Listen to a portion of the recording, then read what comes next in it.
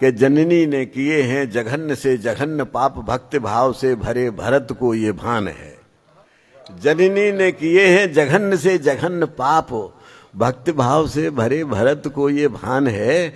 और प्रण से अधिक प्राण धारते हैं रघुनाथ, वन या वचन न तजेंगे अनुमान है। किंतु जग के प्रलोभनों में फंसी केकई को पादुका प्रसंग एक मौन समाधान है। कि राम के चरण रज का मिले जो एक कण, सुर राज का भी पद धूल के समान है। क्या बात, क्या बात।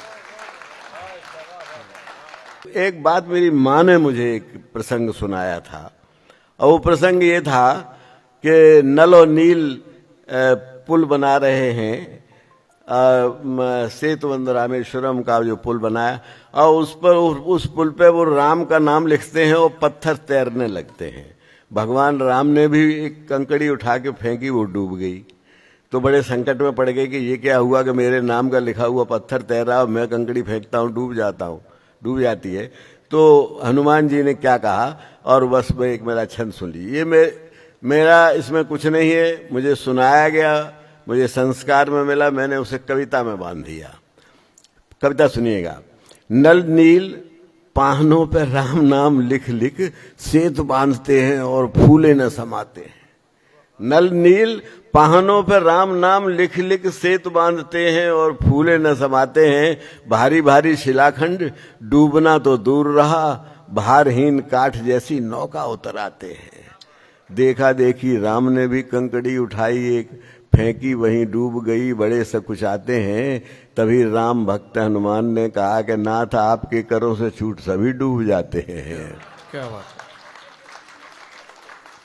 सीता जी कहती है कि सोने का हिरन है, इसको लेके आओ।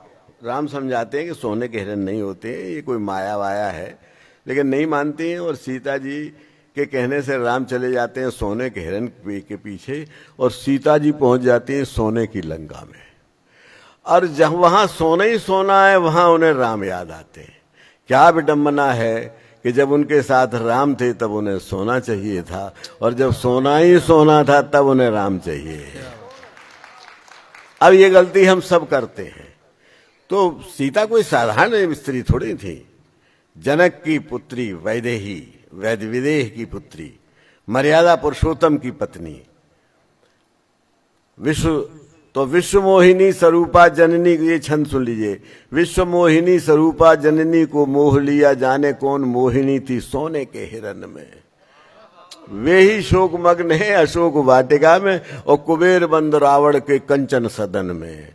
एक और मायावी मारीच छद्म वेश धारे, एक और सारा जग जिनकी शरण में। और की तो कौन कहे जान की न जान पाई, ग्राहे और ग्राहे कौन जग के चैन में। किसको पकड़ें किसको छोड़ें। विश्व मोहिनी स्वरूपा जननी को मोह लिया, जाने कौन मोहिनी थी सोने के हिरन में। वे ही शोक मग्न है अशोक वाटिका में, और कुबेर बंद रावण के कंचन सदन में। एक और मायावी मारीच छद्म वेश धारे, एक और सारा जग जिनकी शरण में। और की तो कौन कहे जान की न जान पाई, ग्राहे और ग्राहे कौन जग के चैन में। एक छंद सुनिए, ये बहुत बढ़िया छंद सुना रहा हूं। सीता जी से मिलने जाता है रावण, और कहता है कि हमारी तरफ देख के बात करो। सीता जी तिनके की ओट से बात करती हैं। मंदोदरी को ये बात बहुत बुरी लगती है कि इतना बलशाली, पूरा ज्ञानी, और उसका इतना अपमान हो रहा है। तो जब वो लौटती हैं तो व्यंग मंदोदरी करती है रावण पे, व्यंग करती है मंदोदरी रावण पे कि अच्छा अपमानित होके आ गए लौट के। अगर तुम मारीच को हिरन बना सकते थे तो राम बन के क्यों नहीं गए सीता के सामने। तो वो जानते कि राम आ गए तो उनकी नजर उठ जाती, तुम्हारी इच्छा पूरी हो जाती। तुमने उनसे जाके प्रार्थना की, उन्होंने तिनके की ओट से देख के तुमसे बात की, और ये तुम्हारा अपमान था। तो मेरा छंद सुन लीजिए। व्यंग मंदोदरी, बहुत ध्यान से सुनिएगा इस छंद को।